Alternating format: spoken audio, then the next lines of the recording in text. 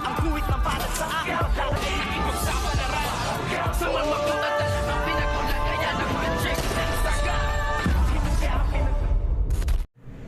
Good morning and welcome sa aking munting channel. Habang nagmi-meeting nga itong si Tanggol kasama ang kanyang grupo at ang kanyang ka-business partner na si Boss Divina na kanyang tawag, at dito nga ay nasabi nila na hindi sila maaaring magbenta sa Quiapo ng mga ipinagbabawal na gamot at walang kaplano-plano nga itong si Tanggol na sirain ang mga buhay ng nasa Quiapo, kung kaya't ang naisip nga niya na magbebenta sila ng mga ipinagbabawal na gamot sa malayong lugar at sa mga mayayamang tao na bahala na silang mag-dispose at kung saan nga nila ito ibibenta. At ang nasabi pa nga niya dito, ang kalahati ng kanilang kikitain sa pagbibenta ng ipinagbabawal na gamot ay itutulong nila sa mga mahihirap, lalo na nga sa kanyang lugar na kinalakhan na sa Quiapo. At dito naman ay nasabi pa ni Tanggol na meron pang ibang paraan or ibang business na maaari nilang pagkakitaan, tulad ng ang sabi nga dito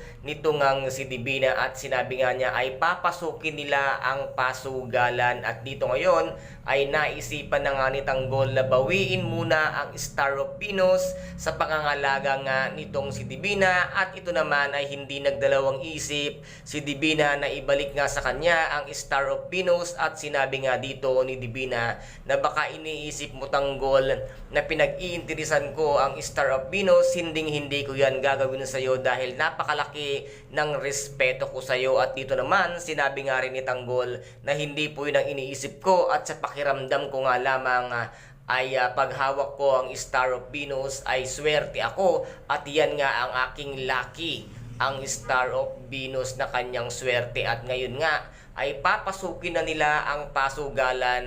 Dito sila magsisimulang muli, kung saan nga sila nanalo ng medyo malaking halaga, at ngayon ay ipupusta na ni Tanggol ang Star of Venus na ang kapalit ay ang pasugalan, na sila na ang magiging may-ari nito. Ano kaya ang mangyayari ngayon?